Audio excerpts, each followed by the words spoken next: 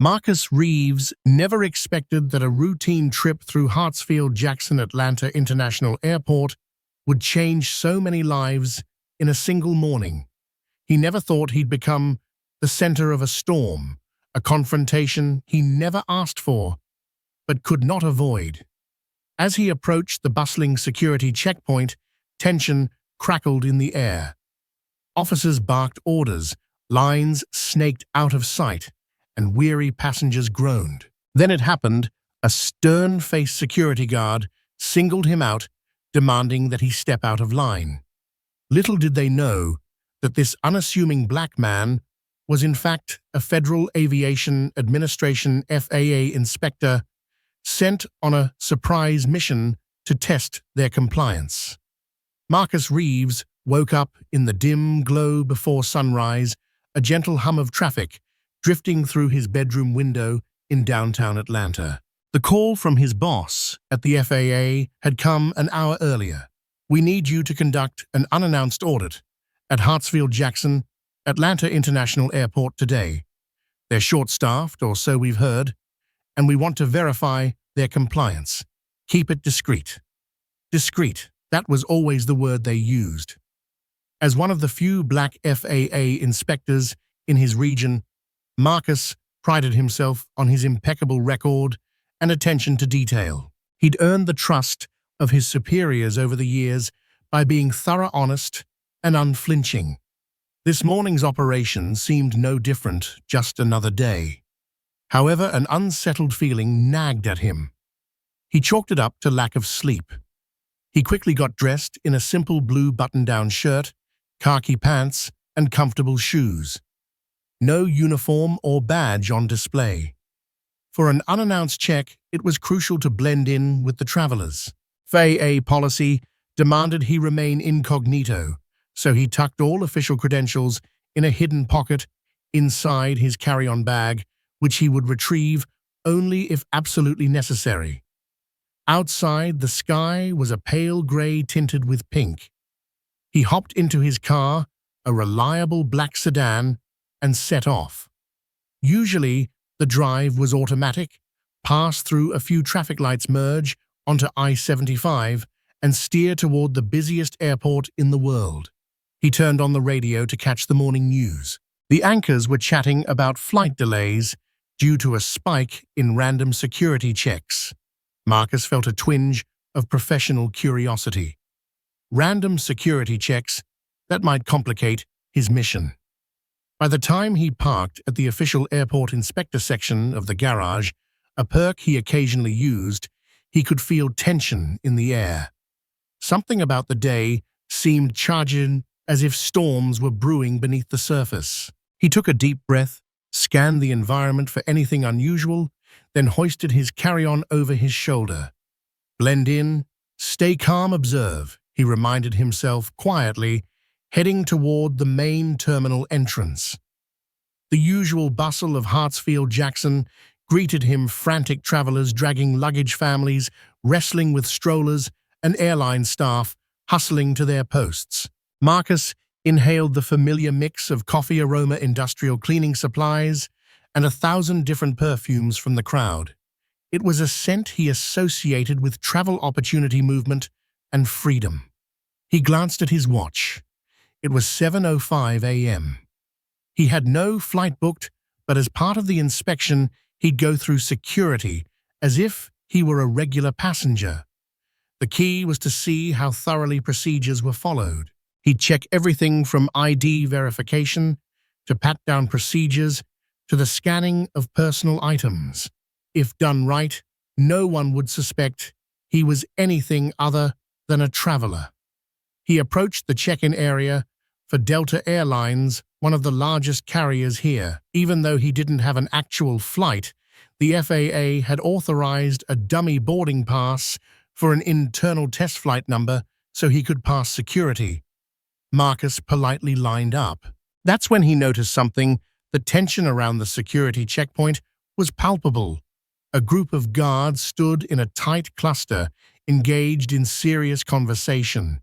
Their body language was tense, arms folded, eyes scanning. One guard, a muscular, tall man, with a square jaw and a stern gaze caught Marcus's eye. The moment was fleeting, but Marcus had worked enough security compliance checks to sense heightened alertness. That guard was on edge. The question was why. Marcus advanced to the self-check kiosk, scanned the special test boarding pass, and accepted a seat assignment on a fictitious flight bound for Charlotte in 2 hours. Perfect cover story. He kept his posture casual and even feigned a bit of travel fatigue yawning as he joined the queue for the TSA security check. A sudden commotion erupted off to the side. A family with 3 young children was being asked to remove the kids' shoes jackets and stuffed animals. One child began screaming at the top of her lungs, petrified that her beloved bunny plush was being taken away. The mother pleaded with the security officer to let the child keep the toy. The officer, following protocol, insisted that all items needed to go through the X-ray. It was a typical scenario, but the tension soared as the child shrieked. Other travelers shifted uncomfortably. Marcus remained calm, focusing on his purpose, but he also mentally noted how staff responded. This would be part of his report.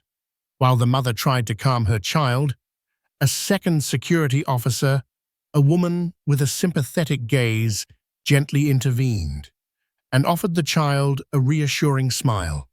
She deftly handled the outburst, guiding the plush bunny onto the conveyor belt and explaining it would come right back.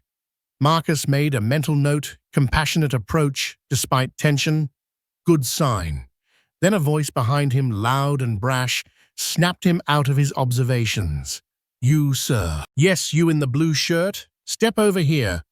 Marcus turned around, heart skipping a beat. It was the tall guard with the stern jaw.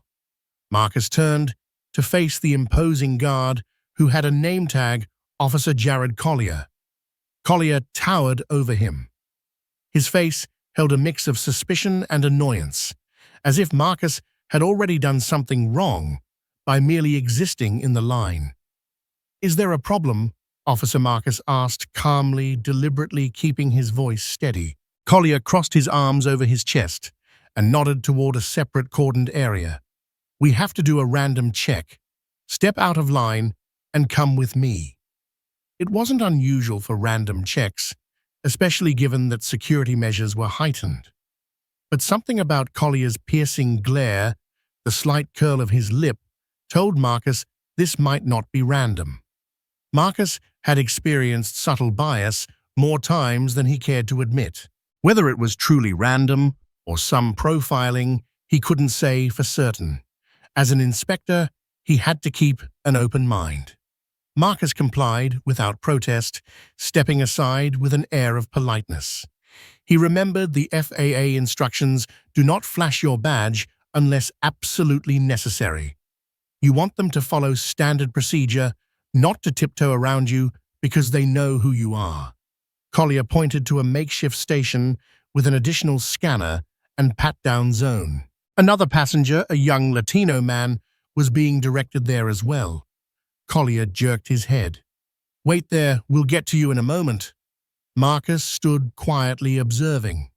He noticed Collier conferring with a couple of other guards. Collier's voice rose above the crowd. "Keep an eye on him," he said, jerking a thumb in Marcus's direction. Marcus recognized the tone, not the typical caution, but near hostility. He forced himself to remain calm, using the moment to see how standard operating procedures would be applied. The younger Latino traveler went through first, and ironically, his check was swift.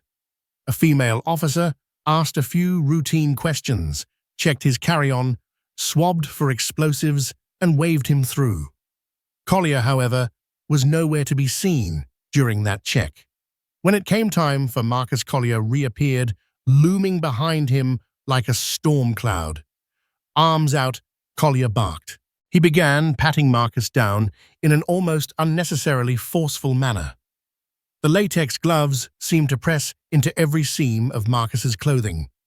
Marcus held his breath, stifling any protest. This was part of the test. "What's your reason for traveling today?" Collier asked brusquely, as if it were part of the official pat-down procedure. Typically, that question is asked at the document check stage, not in a random pat-down. "I have a flight to Charlotte in a couple of hours," Marcus replied, keeping it simple. "Business or pleasure?" Collier's tone dripped with skepticism. "Business," Sir Marcus answered. "Where do you work?" A direct question like that might come up in normal conversation, but it felt more personal than standard TSA procedure. However, Marcus complied. "Federal government," he said, truthfully but vaguely. "What branch?" Collier pressed. Marcus paused. He had to choose his words carefully. He didn't want to tip his hand. "Civil service," he said at last. Collier's eyes narrowed. "I'll ask again, what branch?" Now this was beyond normal screening. Marcus tried to remain calm. "I'm not obligated to discuss my specific employment, sir. I have no contraband. I've followed all security protocols." Collier pressed his lips together in a tight line. He took a step back and grabbed a handheld scanner. "We'll see about that." The small crowd that had formed around them seemed uneasy. A few people murmured under their breath. A couple of travelers gave Marcus sympathetic glances. Marcus could feel the heat of scrutiny, but reminded himself, "This is exactly why I'm here." The difference was, if needed, he had the power to stop this entire checkpoint, write up a formal violation, and cause a full-blown investigation. "Spread your feet," Collier ordered. Marcus did so, and the wand beeped around his belt buckle. Collier frowned, pulled Marcus's belt forward, and checked. Nothing. He tapped the wand near Marcus's shoe, and it beeped again. Collier's scowl deepened. "Take off your shoes," he demanded. Marcus complied. The same beep repeated as Collier hovered the wand near them. Turning the shoes over in his hands, Collier scrutinized them as though expecting to find contraband stuffed in the soles. Of course, there was nothing. Marcus's frustration grew with each passing second. He was trained to remain impartial, but he couldn't help feeling singled out because of his race or some intangible bias. He breathed slowly, forcing composure, reminding himself that losing his temper would only complicate the matter. Finally, after an excruciatingly long inspection, Collier waved him through the additional scanner. As Marcus stepped through, the alarm blared, startling everyone. "Hold up," Collier shouted. His expression was triumphant, as though he'd found a smoking gun. Marcus froze, arms at his side. This was not typical. Marcus thought, "Is the machine malfunctioning?" Collier pressed a button to reset it, motioned for Marcus to go again, and once more the alarm blared. Collier radioed for a supervisor. A short, stocky supervisor with a shaved head arrived wearing a badge that read, "Lead TSA Officer Yvonne Grant." She offered Marcus a polite smile, though her eyes held a hint of anxiety. "What's going on here?" she asked Collier. Collier sneered, gesturing at Marcus. He set off the scanner. Twice. He was reluctant to answer where he works, and he's traveling on some questionable business. Marcus bristled at the accusation. "I'm traveling for the government, that's all. I'm not carrying anything prohibited. I've cooperated fully." Officer Grant looked between Collier and Marcus, then glanced at the line of agitated passengers forced to wait. "We have to keep the line moving." She sighed. "I'll check the logs." She tapped a terminal behind the portable scanner. As she browsed, her brow furrowed. "It's registering an anomaly in the scanning unit, not necessarily something on the passenger." She turned to Collier. "Looks like the device is acting up error code 492. Collier scowled. "Don't recall seeing that before. We've had some faulty readings from these older scanners," Grant said, under her breath. "We're scheduled for an upgrade next month." Marcus let out a silent breath of relief. That explained the alarm. The tension was thick, though, and Collier didn't look convinced. He gave Marcus a once-over. "Fine. Step aside while we run a manual check on your carry-on." Officer Grant nodded, trying to placate Collier. "Sir, if you'd just allow me to inspect your bag, we can clear this up." Marcus nodded politely. "Of course." He moved to a side table, placed his carry-on down, and unzipped it. Inside were the usual travel essentials, a laptop, toiletries, all within the TSA-approved size, a spare shirt. Tucked in a hidden compartment was his FAA inspector's badge and credentials, but he had them in a separate small case. He wasn't going to reveal it yet. He wanted to see how this would play out. Grant went through the items methodically. She seemed professional, scanning the laptop, with a handheld wand checking the toiletries for volume compliance. Nothing out of place. She looked up at Marcus. "Everything seems in order.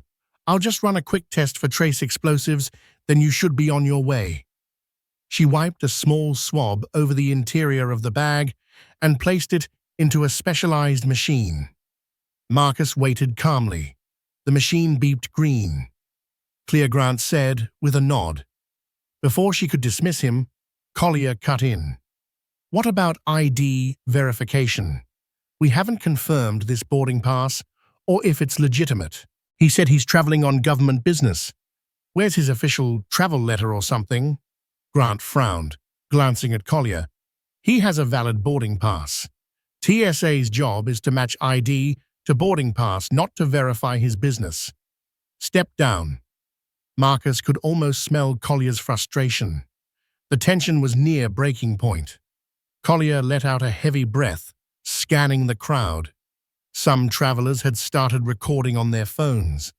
Others whispered. Marcus knew public attention could escalate situations quickly, especially if accusations of discrimination came into play. Grant turned to Marcus, voice calm but firm. "May I see your ID and boarding pass, please?" Marcus complied, removing his wallet. He handed over his driver's license and the dummy boarding pass.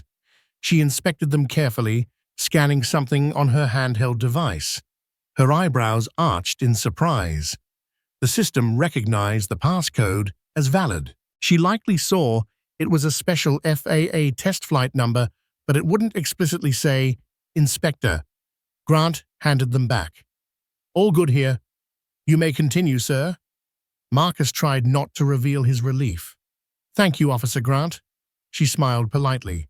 "Safe travels." He turned to walk away, but Collier blocked his path with a final glare, face flushed with indignation.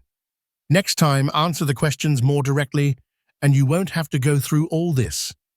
Marcus said nothing. He stepped around Collier and rejoined the main concourse, carrying more than just his bag. He carried the memory of that confrontation. And it wasn't over. Not by a long shot. Marcus navigated through the terminal, still feeling the lingering stares of bystanders from the security area. He tried to shake off the sense of violation and focus on the mission. Observe, record, evaluate. That was the directive. But this was personal too. He'd done nothing wrong. This wasn't just about standard procedures.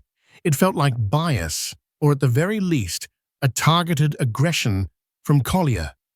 He found a quiet spot near Gate T5 away from the throngs of early morning travelers. Seating himself by a charging station, he opened a small notepad from his carry-on. He always kept a paper record of initial impressions before filling out the official digital report. Old habits died hard. Checkpoint organization tense and congested. Staff conduct varying. Some officers showed empathy, Officer with the Child's Bunny Officer Grant. Others displayed hostility, Officer Collier. Equipment maintenance scanner malfunction error code 492, potential for false alarms. And overall efficiency, delayed lines, possible negative passenger experiences. He paused, pen hovering above the page. One question loomed large. Was Collier's behavior discriminatory, or just extremely vigilant. As an inspector, Marcus must remain unbiased, but he couldn't ignore the fact that Collier singled him out aggressively. He wrote a note, further observation needed. Potential violation of TSA Code of Conduct. He glanced around. The concourse was a microcosm of the world, people of all races, ethnicities, ages, and walks of life weaving in and out of gates. Flight announcements droned overhead. Occasionally, the clang of a rolling suitcase or the muffled ring of a phone punctuated the ambient noise. Marcus didn't have a set path for his inspection. Typically, an FAA inspector might check in with ground control talk to airline staff or watch baggage handling procedures.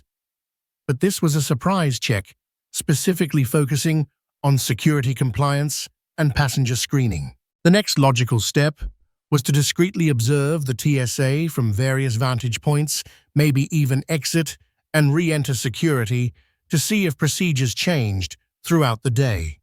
He snapped his notepad shut. Time to continue. On his way toward the main atrium, Marcus stopped at a newsstand to grab a bottle of water. As he browsed, a voice behind him said, "Hey buddy, everything okay back there?" Marcus turned, meeting the eyes of the young Latino traveler who had been directed to the separate scanning area before him. A faint smile tugged at Marcus's lips. "I'm fine, thanks. Hope you got through all right too." The man nodded. "Yeah, no real problem for me. They were just doing the standard check, but I saw how that officer was treating you.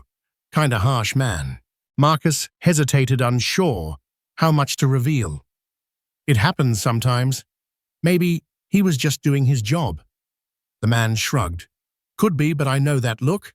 I've gotten it before. Anyway, hope your flight goes smoothly." Marcus thanked him and watched him walk away, a pang of empathy in his chest. The casual mention of, "I've gotten it before," hung in the air like a truth unspoken, the quiet bond between travelers who'd felt the sting of prejudice in subtle or overt ways. He pressed on, weaving through the throng of travelers in the main terminal. A child's laughter echoed as a father swung his daughter around in a playful arc. A group of business people briskly walked toward an executive lounge, their polished shoes clicking on the polished floor. Flight attendants, immaculate in their uniforms, rushed to their assigned gates. Marcus tried to blend in with them all, just another traveler in transit. But every so often he felt a nagging sensation at his back, like he was being watched. He glanced over his shoulder once, but saw only a blur of faces. Probably just my nerves, he told himself. Still, he found it hard to dismiss the thought that Collier might be tracking him. Marcus reached a quieter hallway beyond the main security checkpoint. He stepped onto a moving walkway that led to Concourse B. On these long connector walks, travelers often found a moment of calm. Amidst the faint hum of the escalator and the swirl of overhead lights, Marcus strategized his next moves. As he neared Concourse B, a sign indicated a TSA staff lounge and break room. Marcus decided it could be instructive to see how the officers moved in and out, how break shifts were handled, if protocols were consistent, or if staff got lax after a while. All of it was part of the puzzle. He stood near a set of large windows overlooking the tarmac. Ground crews buzzed around planes, loading baggage and fueling. The roar of jet engines thrummed in the distance. And then, he saw something out of the corner of his eye. Officer Collier emerged from a side door labeled "Authorized Personnel Only." Collier was out of uniform. He had removed his TSA blouse, wearing a black t-shirt underneath, though he still wore his ID badge clipped to his belt. Collier looked agitated, shoulders tight, jaw set. He whipped out his phone, tapped furiously, then put it away. Marcus watched discreetly, not wanting to be noticed. Another guard, a younger man, stepped out of the same door. Collier spoke to him in hushed but urgent tones. Marcus caught snatches of the conversation drifting across the corridor. Shouldn't be here. Asked too many questions. Suspicious. The younger guard seemed unsure, but the supervisor cleared him right. Collier shook his head vigorously. I don't trust it. Something's off about him. I'm telling you, we gotta keep an eye out. Marcus's heart pounded. Collier was definitely suspicious. Maybe not specifically that Marcus was an FAA inspector, but suspicious of him as a traveler. Marcus weighed his options. If Collier was determined to harass him, it could escalate. But maybe there was more. Could Collier be worried about failing an inspection? Did he suspect Marcus worked for the FAA? Suddenly, Collier's gaze swept across the corridor. Marcus tensed, turning quickly to pretend he was studying the aircraft outside. It felt like Collier's eyes passed right over him, but there was no cry of recognition. Moments later, the footsteps receded. Marcus took a shaky breath. I'll need a plan, he thought. This is more than just a routine check. This officer might be crossing lines. He decided that after gathering enough evidence, he would confront the situation by revealing his credentials, but only with the right people in the room, possibly Officer Grant or an airport manager. He had to be certain there were grounds for a formal complaint or correction. The FAA took such matters seriously, especially if it involved potential discrimination or abuse of authority. Feeling a swirl of emotions, Marcus found a quiet airport chapel, a small room many airports provide for meditation or prayer. It was dimly lit with a few chairs and a subdued hum from the ventilation system. No one was inside.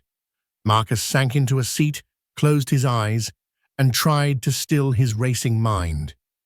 His thoughts drifted to past experiences.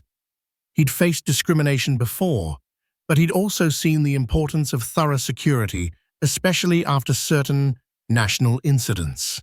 TSA officers had an enormous responsibility. He respected that. But it only worked if done fairly and professionally. Collier's behavior felt personal, possibly infected with bias or a power trip. He recalled the day he decided to join the FAA. His father was an airline mechanic who taught him to revere planes and the miracle of flight. It's a privilege, son, his father used to say. People trust us with their lives up there. We don't cut corners. Marcus took that to heart. Ensuring aviation safety became his calling, but not at the expense of people's dignity. Taking a steadying breath, he rose from the chair and exited the chapel. With renewed purpose, he checked his watch. It was nearing 9 a.m., and the airport was hitting peak rush hour. Lines would be growing longer, frustrations higher. A perfect chance to observe procedures again. Marcus made his way to the pre-security side of Concourse A, feigning that he needed to exit for a phone call or some such errand, then loop back in. If he had to queue again, he could see if the scanners were still malfunctioning or if new staff had taken over. After all, part of the inspection was to test consistency throughout the day. He joined a line that was significantly longer than earlier. Travelers sighed and glanced at their phones. A harried mother tried to soothe a fussy toddler. A businessman shifted from foot to foot. Airport announcements blared overhead warning of possible delays. Marcus eased forward with the line inch by inch. Then, as he got closer, he spotted a familiar face running the ID check, Officer Collier. The man was back on duty, uniform, blouse, replaced badge, shining under the fluorescent lights. Marcus's stomach tightened. Another confrontation was practically inevitable. He composed himself, stepping up to the podium. Collier barely glanced at the boarding pass and ID before lifting his gaze. Recognition flared in his eyes. "You again," he muttered. "Why are you re-entering security?" Marcus kept his tone polite. I had to leave for a brief meeting. Now I'm heading back to catch my flight. Collier's nostrils flared. Meeting, huh? Right. He held Marcus's documents. Step aside. Marcus noticed the uniform patches on Collier's shoulder, TSA on one side and the official airport security insignia on the other. He also noticed a deeper scowl. Collier gestured to another officer. We've got a suspicious traveler who's re-entering the terminal. Bring the scanning kit. A ripple of discontent moved through the line. People waited annoyed. Marcus stood to the side calmly. Another officer arrived, someone Marcus hadn't seen before, a lanky man with wire-rimmed glasses. Collier handed him the boarding pass and ID. The new officer scanned them, then gave Collier a quizzical look. They're valid. Collier waved him off. He was flagged earlier for irregularities. Marcus felt a flash of anger. There were no legitimate irregularities, only the machine malfunction and Collier's suspicion. The second officer shrugged and in a bored tone said, "Let's do the additional screening." A separate lane opened, and Marcus was directed to remove his shoes belt, laptop, everything. Again. He complied, noticing the frustration of other travelers piling up behind him. Collier watched with hawk-like intensity. The new officer began a pat-down. It was more standard, less invasive than Collier's. Marcus thought he might escape further drama, but Collier hovered, stepping forward to question Marcus again. "So you work for the government, huh?" Collier asked, loudly enough for nearby passengers to hear. "What exactly do you do?" Marcus kept his voice low. "I've explained already, sir." "Civil service." Collier's eyes narrowed. "Civil service. Let's see some proof. You said you're on business. Show me official documentation." Marcus clenched his jaw. This was not standard protocol. The TSA is allowed to ask basic questions, but demanding proof of someone's business beyond ID was excessive. He considered revealing his badge right there, but an instinct told him not to do it publicly. That might cause a scene. Instead, he said, "I have a valid boarding pass, an ID, that match." "That's all that's required." Collier's voice rose even further, drawing more attention. "This is my checkpoint, and I decide what's required." At that moment, a petite woman with short hair approached. Her name tag read, Supervisor Harriet Nichols. She was different from Officer Grant. Nichols looked concerned, brow furrowed. "What's the problem here?" she asked, glancing between Marcus and Collier. Collier's face was red with indignation. This passenger is refusing to cooperate with standard screening questions. He's been flagged before, and now he's back suspiciously. Marcus, hearing the twisting of facts, spoke calmly. "I'm not refusing. I've complied with every check removed. My belongings, answered questions. I have no contraband, and a legitimate reason to be here." Nichols looked at Collier. "Is there an actual alert on him? Did the system flag him? Any watch lists?" Collier fumed. "No watch list, but I'm telling you something's not right." Nichols exhaled, turning to Marcus. "Sir, I apologize. If your screening is complete and you have a valid ID and pass, we can't detain you." She signaled the new officer. "Wrap it up, please." Collier stepped forward again, voice quivering with anger. "You're making a mistake. I'm telling you we have to watch him." Marcus closed his eyes, feeling a mix of relief and anger. The second officer finished the pat-down and declared, "Clear." A hush fell over the onlookers, many of whom had grown curious about the confrontation. Finally, Nichols ushered Marcus away from the checkpoint. "I'm sorry, sir. You're free to go," she said, shooting Collier a warning glare. "We'll handle this internally." Marcus met Collier's glare. The tension in the air was electric. Collier looked like a volcano ready to erupt, but he was powerless with the supervisor's override. Marcus walked away, heart pounding, mind whirling. Enough was enough. He decided he would proceed with the official channel once he completed his observations. Collier's behavior was verging on harassment at this point. By the time Marcus reached a relatively quiet spot near Gate A17, he felt shaky, adrenaline coursing through his veins. He knew the next step, a discreet conversation with the airport's Federal Security Director, FSD, or the manager on duty. Typically, each major airport had an FSD who oversaw TSA operations. The FAA coordinated with them, especially when an inspector discovered issues. He pulled out his phone, stepped into a corner.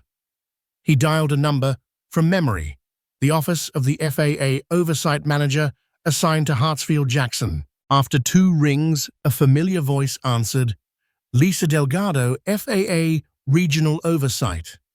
"Lisa, it's Marcus," he said quietly. "I'm in the field at Hartsfield-Jackson, having some complicated interactions." He summarized the events, focusing on Collier's repeated attempts to single him out. Lisa listened intently. "I'm sorry that's happening," she said, turning serious. "Marcus, we can't allow this to continue. TSA officers must follow protocol, and if there's discrimination or harassment, that's a huge problem." "I need to speak to the Federal Security Director," Marcus said. "Is it still Stephen Chambers?" "Yes, Chambers is the FSD. I'll call him. Let him know an FAA inspector is on site. But do you want me to tip him off that you're that inspector might compromise the rest of your observation?" Marcus thought for a moment. "That's a risk, but we're beyond discrete observation now. I have more than enough to file a preliminary report. Let's get the conversation going. I'll meet him near the main TSA Administration office."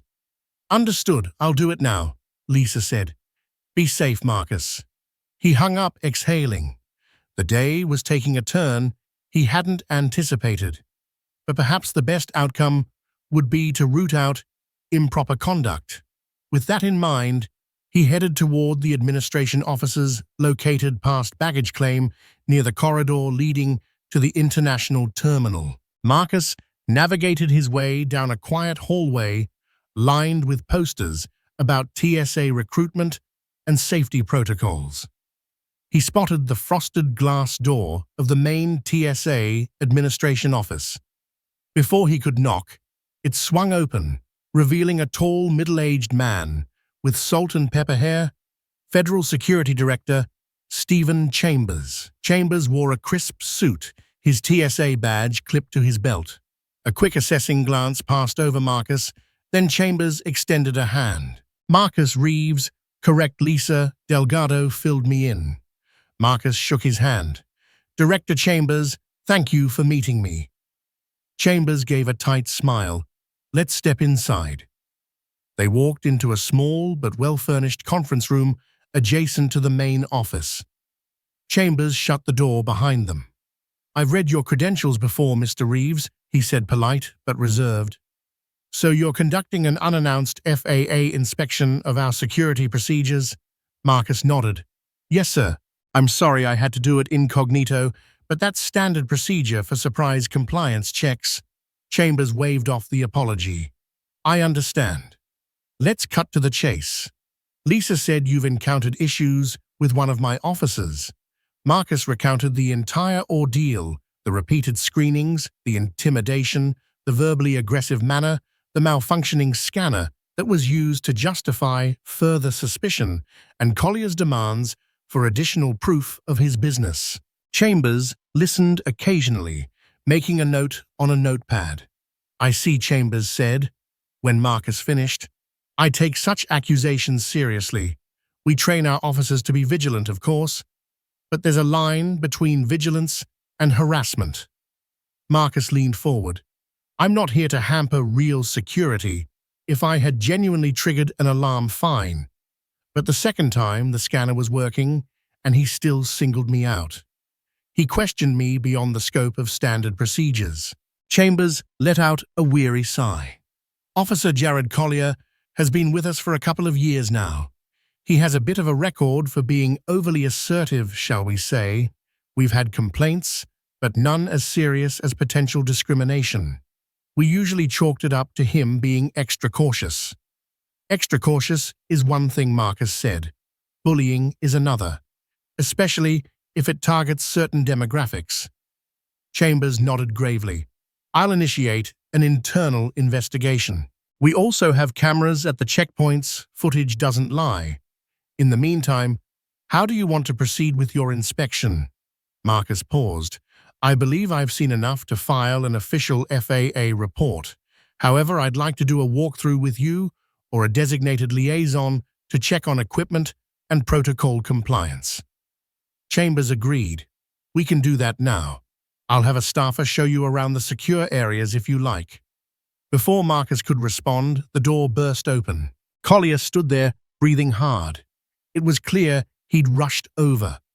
He froze upon seeing Marcus seated across from Chambers. Silence enveloped the room, as Officer Collier and the Federal Security Director locked eyes. Collier's surprise was palpable. Then his gaze snapped to Marcus' confusion, turning to anger. What's he doing here? Collier demanded. Chambers stood, his voice icy. Officer Collier, this is a private meeting. Collier ignored Chambers, pointing a finger at Marcus. You lied. You said you were just on business. Marcus rose to his feet, adopting a calm but firm demeanor. I am on business, FAA business. I'm an inspector. Collier's eyes blazed. Inspector, so you were spying on us, setting me up. Chambers slammed a hand on the table. That's enough. Officer Collier, control yourself. But Collier was past the point of restraint. This is entrapment. You all want to catch me in some protocol slip so you can ruin my career. I knew something was off about you. I could feel it. Marcus steadied his voice. What you felt was your own bias, Officer Collier. I was never a threat. I followed every instruction. Yet you kept pushing, demanding more than standard protocol. Collier's cheeks burned red. He turned to Chambers, struggling to contain his fury. Director, I was protecting the integrity of the checkpoint. If a person re-enters with inconsistent information, it's my duty to investigate. Chambers' expression hardened. We'll examine all the facts, including the surveillance footage. If we find you stepped out of line, harassed, or discriminated against a passenger, you'll face disciplinary action. Collier glared at Marcus, then back at Chambers. You have no idea how many potential threats I've stopped. This is how I keep people safe, by not taking chances. Marcus felt a flash of empathy. His father's words about airline safety echoed in his mind. But that did not excuse Collier's behavior. We want thoroughness, but it has to be fair, consistent, and within protocol. Collier let out a bitter laugh. So the FAA is going to throw me under the bus for doing my job too well. Figures. Chambers motioned to the door. Officer Collier, I need you to leave immediately. We will handle this via formal channels. You're relieved of duty for the remainder of the day, pending investigation. Collier's jaw dropped. Director, you can't be... Now, officer. Chambers' tone brooked no argument. For a moment, Collier looked like he might lunge at Marcus. Then he pivoted, storming out the door, slamming it behind him with a force that rattled the glass. Chambers rubbed his temples, sighing heavily. I'm sorry you had to witness that. He's intense. Marcus nodded, adrenaline still surging. I understand the pressure TSA officers are under, but what happened was unacceptable. It's my duty to report it. Chambers sat down again, gesturing for Marcus to do the same. If you'd like, we can finalize your inspection with a quick review of the scanners and some staff interviews. But I suspect your main concern now is Collier's conduct. Marcus opened his notepad. Yes, that's top priority, but I do want to see how the rest of your team operates, especially after the equipment malfunction. That scanner issue could cause trouble if not addressed. Chambers agreed. Let's do it. I'll have my operations manager show you around. As for Collier, I'll put him on administrative leave. We have protocols for that too. Marcus thanked him, feeling a mix of relief and lingering tension. They exited the conference room, the hallway eerily quiet. Chambers flagged down a woman in a pressed TSA uniform with a rank insignia that read Operations Manager Felicia Moore. She offered a professional smile. Felicia, this is Marcus Reeves, FAA Inspector. Please escort him to the primary security zones and give him access to check the scanning equipment. Also arrange for him to speak with your lead on duty about standard procedures. Moore nodded. Yes, Director. Right this way, Mr. Reeves. As Marcus followed her down the corridor, he couldn't shake the feeling that something more was brewing behind the scenes. Collier's meltdown might just be the tip of an iceberg of stress bias or deeper issues within the system. Still, he felt a measure of validation, revealing his authority as an FAA inspector had forced accountability. Over the next hour, Operations Manager Moore led Marcus through a meticulous inspection of the TSA's processes. They discussed the glitching scanner, which she confirmed had been flagged by maintenance. She explained that older machines occasionally threw up error codes and they were slated for replacement soon. Marcus made detailed notes, verifying that the logs matched up with the times he was improperly flagged. He also took note of how other passengers were handled around the same time. Moore then walked him through the staff training rooms where new hires learned pat-down procedures, ID checks, and customer service etiquette. On the walls were posters reiterating the TSA's non-discrimination policies and guidelines for respectful interaction. Marcus felt a pang at the irony. If Collier had followed these guidelines, none of this drama would have happened. Finally, Moore escorted Marcus to a smaller conference room where a few TSA officers, including Officer Grant, the one who'd helped him earlier, stood ready for an impromptu interview. Marcus was impressed by how forthcoming they were about daily challenges and the pressure to maintain tight security. He recognized that many officers genuinely cared about fairness. Throughout this process, Marcus's mindset began to shift from mere frustration toward understanding that the majority were doing their best under enormous stress. Collier, though, was an outlier, someone who might be letting personal biases overshadow professional standards. Thank you all, Marcus said after finishing his notes. This has been very helpful. We at the FAA appreciate your cooperation. As he packed up, Officer Grant approached. I'm sorry for the trouble earlier. I hope you know not all of us treat people the way Collier did. Marcus offered a kind smile. I've seen that, and I appreciate your professionalism. It won't go unnoticed in my report. She visibly relaxed, nodding. Safe travels, Inspector. With that, he wrapped up his inspection and made his way back to the main concourse, feeling a complex swirl of relief, resolve, and lingering anger at how easily everything could have gone wrong had he been just another traveler without the power of an FAA badge. Marcus decided to keep his original dummy flight itinerary, if only to complete the ruse in a professional manner. He arrived at gate A21, where his fictitious flight to Charlotte was posted. In reality, it was just a placeholder flight number that wouldn't actually depart. He'd wait until the final call, then quietly peel away. While waiting, his phone buzzed. A text from Lisa Delgado Chambers called me. Collier put on immediate suspension, pending investigation. They're pulling security footage now. You okay? Marcus typed back. Yes, finishing up. On my way soon. Part of him wondered what would become of Collier. Would he face discipline or counseling? Would he learn a lesson? Another part felt something akin to pity. Maybe Collier truly believed he was safeguarding the airport. Yet if it came from bigotry, that was another matter entirely. Then, out of the corner of his eye, he saw the most unexpected sight: Collier still in partial uniform, carrying a cardboard box full of personal items, a sight reminiscent of someone who'd just been fired. He was flanked by an airport security escort walking through the concourse.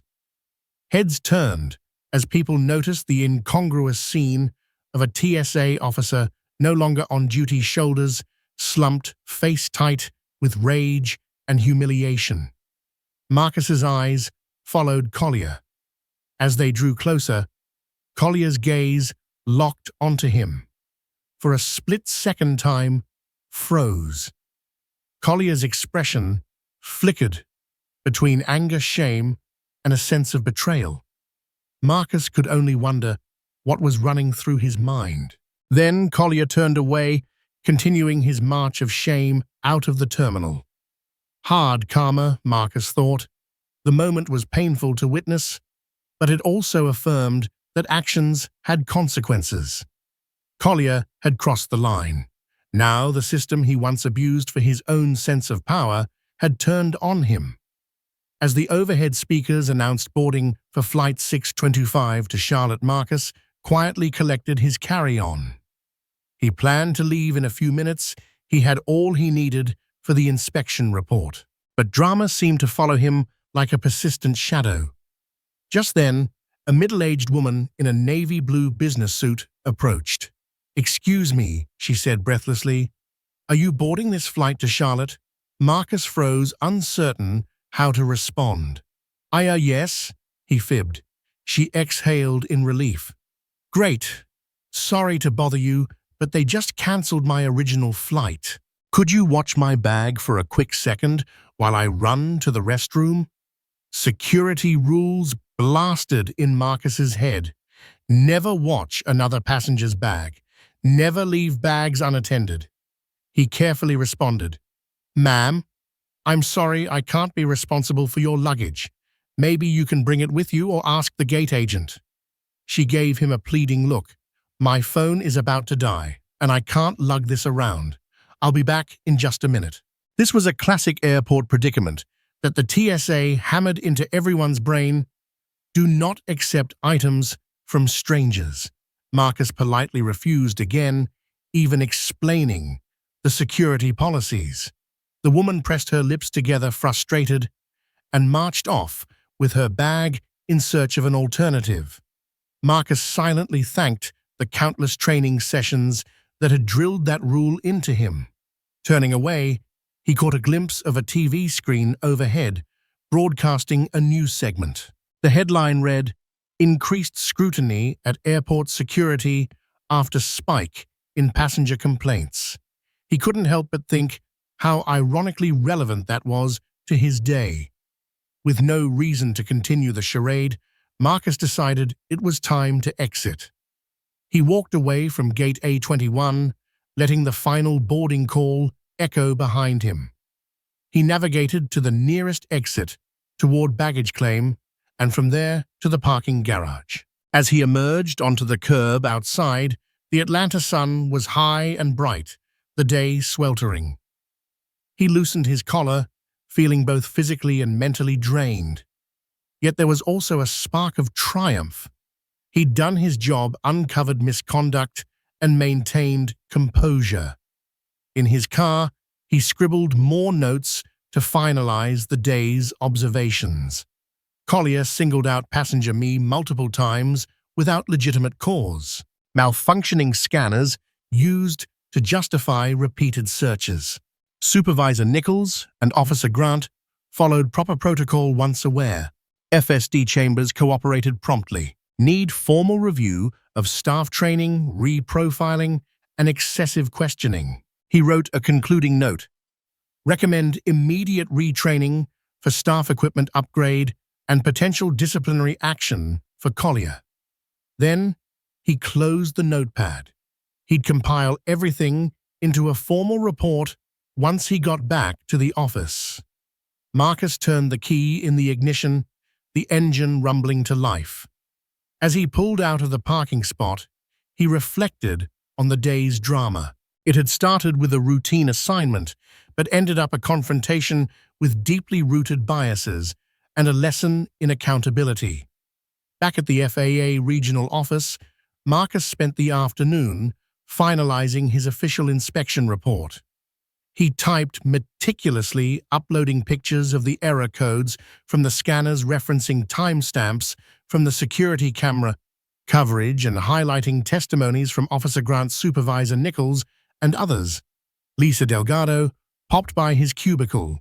"Heard it got rough," she said gently. Marcus nodded.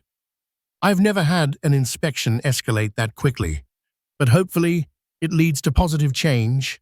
She squeezed his shoulder reassuringly. "Chambers is a straight shooter. He'll implement whatever corrections are needed." As Marcus filed the last bits of paperwork, he felt a wave of exhaustion, yet a sense of accomplishment accompanied it. He'd faced blatant targeting, but instead of letting it slide, he brought it into the open. That was part of his role, to ensure safety and fairness for everyone. In the days that followed, Marcus received multiple updates. TSA leadership at Hartsfield-Jackson had placed Collier on indefinite leave. A formal hearing would be conducted to determine if Collier's actions constituted misconduct or discrimination. Chambers reached out to Marcus to confirm details, and Marcus provided a statement. Word spread through the TSA ranks, and soon various online traveler forums buzzed with rumors about an incident involving a mystery passenger who turned out to be an undercover official. While Marcus's identity remained confidential in official releases, enough whispers circulated that Collier likely realized the full scope of whom he had harassed. A month later, Marcus learned Collier was officially terminated. The findings concluded that he'd violated multiple TSA protocols, displayed unprofessional behavior, and had a history of similar complaints that now carried more weight. Marcus Reeves continued his inspections, traveling to different airports around the country. Each time, he was reminded of the delicate balance between vigilance and respect. He never forgot the day at Hartsfield-Jackson Atlanta International Airport, where a single guard's bias nearly overshadowed the entire security operations mission. When he reflected on the event, he took solace in knowing that justice, though sometimes slow and filled with drama, could indeed be served.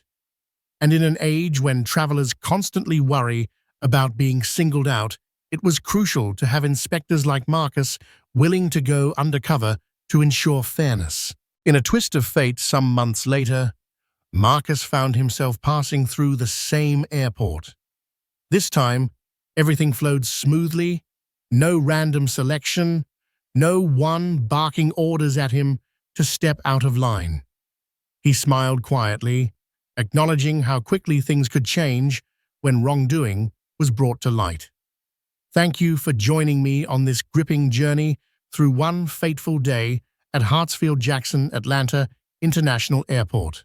The story of Marcus Reeves and Officer Collier highlights a powerful truth. Vigilance must walk hand in hand with respect, and authority must be balanced by fairness. When biases or unchecked power enter the equation, innocent people can suffer, but justice can shine a light on wrongdoing and set things right. Marcus's courage and dedication as an FAA inspector remind us that every individual's experience matters, and that systems designed to protect us must also uphold our dignity. If you found this story compelling, please like this video, share it with your friends to spread awareness, and subscribe to the channel for more riveting stories just like this one. Your support helps ensure these important narratives reach a wider audience, inspiring change and understanding wherever discrimination or injustice lurks.